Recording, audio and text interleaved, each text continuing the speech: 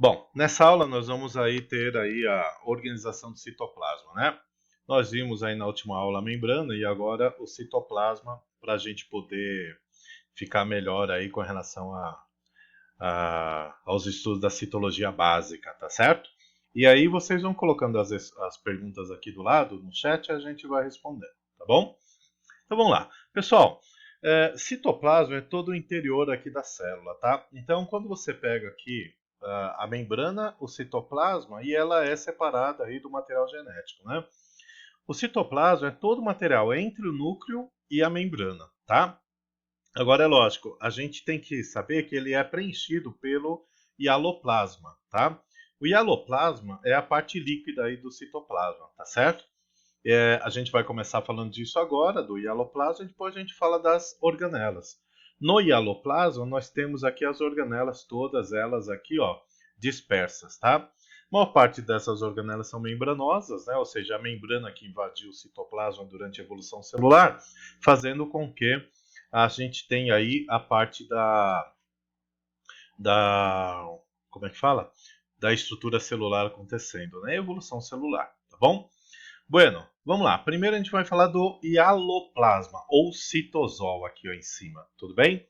A hialoplasma ou citosol é a parte líquida, né, do citoplasma, beleza? Bom, ela é composta basicamente por água, grande parte aí, ó, em torno de 70% do citosol. O citosol é o nome mais moderno que está sendo usado hoje, tá, turminha? Grande parte do citosol é composto por água. Mas eu tenho íons, tá? Grande parte aí da parte orgânica é proteínas, né? Eu tenho citoesqueleto, que eu vou falar daqui a pouquinho, né? Algumas inclusões citoplasmáticas, né? A gente tem aí material que é fagocitado aí pela célula, né? E a gente vai tendo aí as organelas, tá? Organelas, o ribossomo e o centríolo não é membranoso, né? Mas todas as outras, pessoal, são feitas de membrana plasmática. Por isso que aquela nossa primeira aula foi de membrana, tá? Exatamente para a gente poder ter, primeiro, uma noção do que é membrana, né? Para depois a gente ter uma noção do, do citosol, beleza? Vamos lá? Bueno, o que tem mais aí dentro desse citoplasma? Dentro do citoplasma, pessoal, nós também temos aqui, ó, o chamado citoesqueleto. Olha essa foto de microscopia aqui, ó, é chamado microscopia confocal, em que você consegue marcar com o anticorpo aqui e você acaba tendo como é que fala? O, uma fluorescência na hora que você marca aqui a célula, né? E você consegue visualizar ela com o citoesqueleto, tá? Bom, o citosol, pessoal, ele vai ter essas proteínas aqui, ó, que partem do centríolo, ele que organiza, a gente vai ver daqui a pouco, né? Essa organela, e a partir dele a gente tem aí a, como é que fala? Todas as organelas sendo aderidas a essa trama aqui, ó, de proteínas, tá bom? Do que é feito esse citoesqueleto, tá? Ele é feito basicamente dessas proteínas aqui, ó, que são tubulares, chamadas de microtúbulos, tá? Eles estão associados dessa forma tubular, né? Ou simplesmente como uma proteína única aqui, ó, chamado microtúbulo. E eu também tenho alguns filamentos de uma proteína contrátil chamado actina. Normalmente ela está mais aderido aqui, ó, próximo da membrana, tá? Olhe como é uma célula por dentro, né? Essa trama aqui que vocês estão vendo aqui, ó, tudo isso aqui é o citoesqueleto. Qual é a função desse citoesqueleto, pessoal?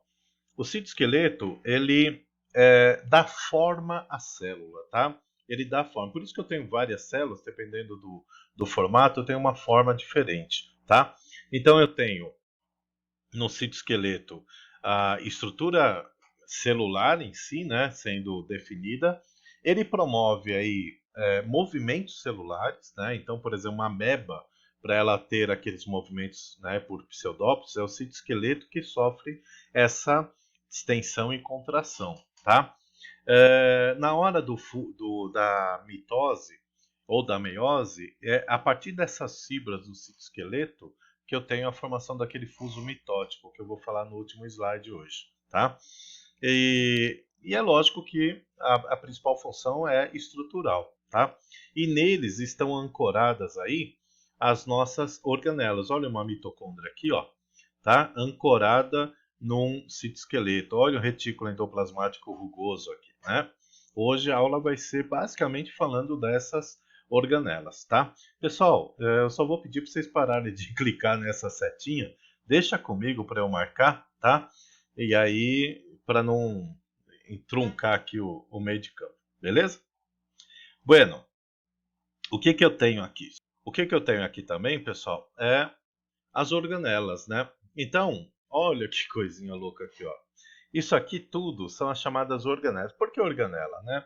Porque cada estrutura desta vai ter uma função. Então, vamos lá, vamos entender aqui. O que que acontece com uma célula eucarionte diferente de uma procarionte, né? Uma célula procariótica, ela tem a membrana só delimitando a célula, tá? Ela não está ali, ó, tendo estruturas membranosas no citoplasma, tá? Agora, durante a evolução, o que aconteceu? A membrana foi invadindo. Nós tivemos várias invaginações da membrana. E quando ela invaginou, ela guardou dentro dela algumas enzimas específicas, né? Enzima catalisa a reação, tá? Então aí eu vou ter o quê? Eu vou ter uma estrutura membranosa que tem ali dentro algumas enzimas que vão executar uma função. Por quê? Porque ali dentro vai ter uma reação metabólica. Então a gente chama de organela porque é diminutivo de órgão, tá? Então nas células eucariontes pode ser uma célula animal como esta aqui do slide, ou uma célula vegetal, ou um protozoário, ou um fungo, ou uma alga, nós vamos ter aí estruturas membranosas formando organelas. Só duas, vou repetir, só duas organelas não são membranosas, tá? São os centríolos, que aí eu vou falar daqui a pouco lá, são exclusivos aí dos células animais e protozoários, e eu vou ter também.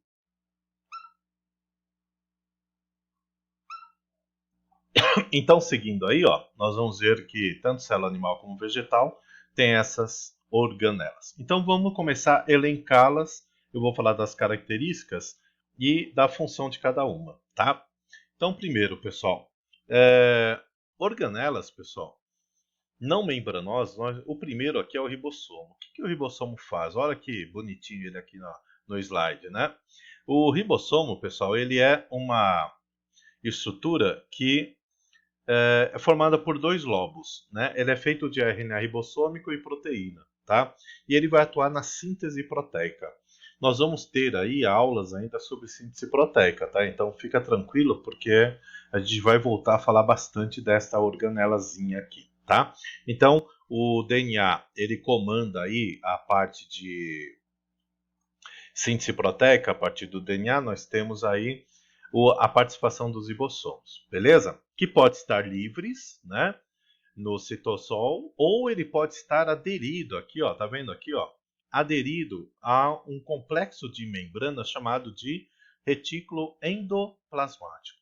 O retículo endoplasmático, ele tem dois tipos, né? Ele tem este aqui, que é o rugoso, que tem essas estruturas, essas bolinhas pretas aqui, estão representando os ribossomos, tá? E essa foto aqui de microscopia eletrônica, tá? Olha só como é enorme o retículo rugoso, né? O retículo, a priori, pessoal, é essa trama de membranas que forma como se fosse uma rede. Retículo, rede, né? Diminutivo de rede. Que vai fazer aí toda a parte de transporte interno. Ou seja, substâncias que precisam ser transportadas isoladas do citosol, elas vão ser transportadas pelo retículo, tá bom? E eu tenho o liso, esse aqui, ó. O liso, pessoal, anotem aí. Ele vai, além de fazer transporte, ele vai estar aí associado à síntese de lipídios, tá? E a degradação de toxinas. É o nosso detox do citoplasma, tá? associado ao peroxissomo. Qualquer substância tóxica vai ser degradada aí pelo nosso queridinho, retículo liso, tá? Então vamos lá, vamos pontuar. Ribossomo produz proteína, beleza? Se tiver livre, são proteínas que vão ser usadas na própria célula. Mas, se for uma proteína de exportação, esse ribossomo vai estar aderido aqui ao retículo liso. Então, ele vai auxiliar a síntese proteica. Então, desculpa, retículo rugoso. Ele vai auxiliar a síntese proteica, tá bom? Então, retículo rugoso, além do transporte tradicional, ele auxilia na síntese proteica, beleza? Por quê? O ribossomo produz e já coloca dentro dele aqui, ó, a proteína para ser transportada para o seu destino. O retículo liso, ele é tubular, tá vendo aqui, ó? Ele vai estar associado à síntese de lipídios, tá? E também à degradação de toxinas. Agora, gente, dica petucal aqui. Associe sempre, tá? Quantidade de uma determinada organela à função dessa célula. Então, por exemplo, se eu tenho uma célula de ovário, essa célula de ovário vai produzir hormônios sexuais, né, o estrógeno e tal. O estrógeno é lipídico, tá? É um esteroide. Então, eu vou ter mais retículo liso do que o rugoso. Por outro lado, se eu tiver o pâncreas, que vai produzir a insulina tem natureza proteica. Então, é lógico que o retículo rugoso vai estar em maior quantidade no citoplasma do que o retículo liso, tá? Então, no Enem do ano retrasado, caiu exatamente isso. Eles associaram aí umas imagens, a quantidade de organela à função da célula, tá? Então, façam sempre isso, tudo bem? Bueno, então, primeiro organela, ribossomo. Segundo, retículo, que aí eu tenho o rugoso e o liso, tá certo? Terceira organela, isto aqui, ó, essa coisa linda, maravilhosa aqui, ó, chamado complexo golgiense, tá? O complexo golgiense aqui, pessoal, antigamente era chamado de complexo de Golgi, por causa de Camilo Golgi, que descobriu aí esta estrutura, tá? Bom, o que acontece aqui? Imagine que você tem uma substância sendo produzida, que de natureza proteica, aqui ó, no retículo rugoso. Ele vai criar aqui, ó, vai acompanhando aqui as setas, essas vesículas, chamadas vesículas de transporte, ó. Então, por isso que ele faz transporte interno. Com essa vesícula, ele isola essa natureza do citosol, essa substância de natureza, nesse caso do exemplo, proteica, tá? E encaminha aqui, ó, para o complexo golgiense. Literalmente, tá vendo essa fusão aqui, turma? Ó, a vesícula de transporte, ela se funde formando o complexo golgiense. Olha que coisa! A membrana plasmática empresta um pedaço para fazer o retículo rugoso. O retículo rugoso, ele vai criar essas vesículas de transporte, formando aqui por fusão de membrana o complexo golgiense. Então, qual é a primeira função do complexo golgiense? É exatamente fazer a parte de armazenamento na substância da célula. A partir daí, eu vou ter o quê? Eu vou ter esse empacotamento. O que é empacotamento? Tá vendo aqui, ó?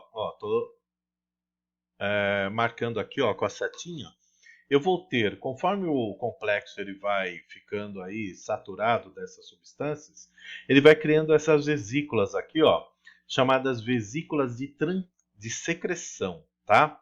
Essas vesículas de secreção, elas se encaminham aqui, ó, até a membrana, se fundem a membrana, secretando a substância.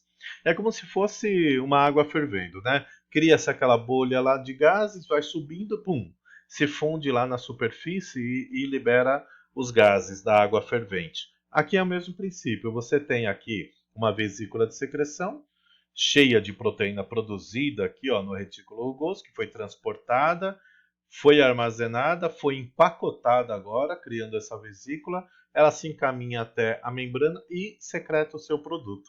Então, é dessa forma que as células glandulares, não importa qual é a glândula, tá? um neurônio secretando o neurotransmissor, tá? Tem um trabalho intenso